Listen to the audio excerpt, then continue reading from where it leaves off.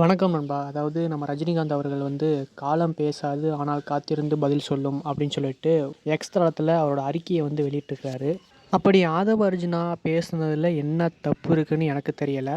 அதாவது எதுவும் தப்பு இருந்துச்சுன்னா, நீங்க வந்து கமெண்ட்ஸ்ல வந்து சொல்லுங்க நண்பா.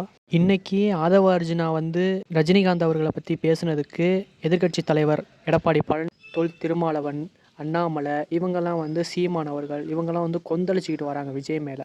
அதாவது ஆதவ அர்ஜுனா மேல. அப்ப எடப்பாடி அவர்களும் சரி, திருமாவளவன் அவர்களும் சரி, சீமான் அவர்களும் சரி, சாட்டை துரைமுருகன் அவர்களும் சரி, மிக கேவலமா சுடுகாட்டுல போய் வெற்றி அப்படின்னு சொல்லிட்டு ரொம்ப ஒரு கேவலமான இக்கட்டான இது அந்த அளவுக்குலாம் வந்து பார்த்தா ரஜினிகாந்த் அவர்கள வந்து மிக கேவலமா இழிவான வார்த்தைகள்லாம் கொண்டு பேசியிருக்கிறாங்க. அப்போதெல்லாம் வாய் திறக்காத அந்த ரஜினிகாந்த் அவர்கள், இப்போது மட்டும் எங்கே இருந்து அந்த தூக்கம் கலைஞ்சு இன்னைக்கு வந்து பேசுறாருன்னு தெரியல.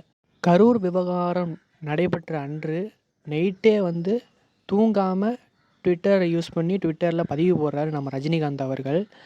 அதே மாரி அனைத்து அது மாரி நிறைய ஆணவ படுகொலையிலேருந்து அரசியல் தலைவர்கள்லாம் பேசணும் அப்படின்லாம் கிடையாது. அப்போ கரூர் விவகாரத்தை மட்டும் நீங்கள் எப்படி வந்து அரசியல் பேசலாம்? அப்போ அந்த நேரத்தில் மட்டும் நீங்கள் ட்வீட் போடுறீங்க. அதாவது மற்ற அந்த இத்தனை பெண்கள் வந்து சீரழிஞ்சுக்கிட்டு இருக்கிறாங்க. அதை பற்றி பேசுகிறதுக்கு ஒரு ட்வீட் கிடையாது, ஒரு அறிக்கை கிடையாது. அப்போ விஜய் மட்டும் தான் உங்களுக்கு அரசியல்.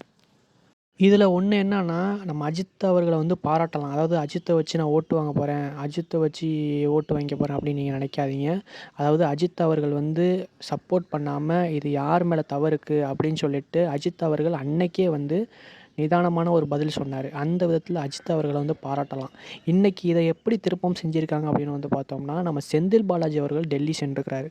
இது திமுக திசை திருப்பும் வகையில் பிஜேபியுடன் கைவசையில இந்த ஒரு ரஜினி அவர்கள் வந்து இந்த ட்வீட்டை வந்து போட்டிருக்காரு அப்படின்னு தான் எல்லாரோட இதுவும். அதே மாதிரி ரஜினிகாந்த் அவர்கள் வந்து அரசியல் வருவார்னு சொல்லிட்டு நிறைய பேர் வந்து தன்னுடைய குடும்பம் எல்லாத்தையும் இழந்து அவருக்காக அதாவது ரஜினிகாந்தோட அறிக்கையை நீங்கள் முழுசாக போய் பார்த்தாலே தெரியும். கரூர் விவகாரத்துக்கு ஒரு அறிக்கை, இன்று ஆதவ அர்ஜுனா பேசுனதுக்கு ஒரு அறிக்கை.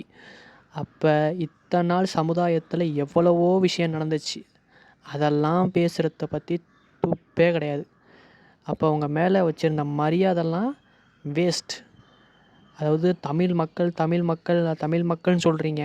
அந்த தமிழ் மக்கள் தமிழ் பெண்கள் எத்தனையோ பேர் வந்து சீரழிஞ்சு செத்து கிடக்குறாங்க. அப்போ வந்து ஒரு அறிக்கையை போடாத ரஜினிகாந்த் அவர்கள் இப்போ மட்டும் எங்கேருந்து தூங்கி வந்து வரீங்க அப்படிங்கிறத வந்து ரஜினி ரசிகர்களே நிறையா பேர் வந்து கேட்குறாங்க.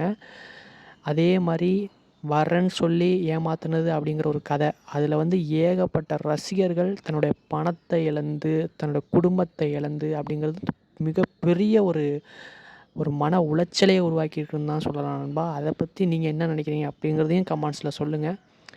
ஆதவ அர்ஜுனா பேசுனதில எந்தவித தவறும் இல்லை அப்படின்னு தான் நான் சொல்லுவேன். அதாவது சீமான், சாட்டை அவர்கள்லாம் பேசின வீடியோக்கெல்லாம் நிறையா இருக்குது. அதோட லிங்க் வேணாலும் நான் டிஸ்கிரிப்ஷனில் தரேன், ஃபுல்லாக போய் பாருங்கள். அதுக்கப்புறம் ஆதவ அர்ஜுனா பேசுனது தப்பா என்னங்கிறத வந்து கமெண்ட்ஸில் சொல்லுங்கள் நண்பா. ஓகே நண்பா, இந்த வீடியோவில் வந்து தப்பாக பேசியிருந்தேன்னா மன்னிச்சுக்கோங்க. இந்த வீடியோவை பற்றி பதிவை வந்து கமெண்ட்ஸில் சொல்லுங்கள். அதே மாதிரி இந்த மாதிரி வீடியோவுக்கு நம்ம சேனலை வந்து சப்ஸ்கிரைப் பண்ணிக்கோங்க. நன்றி நண்பா.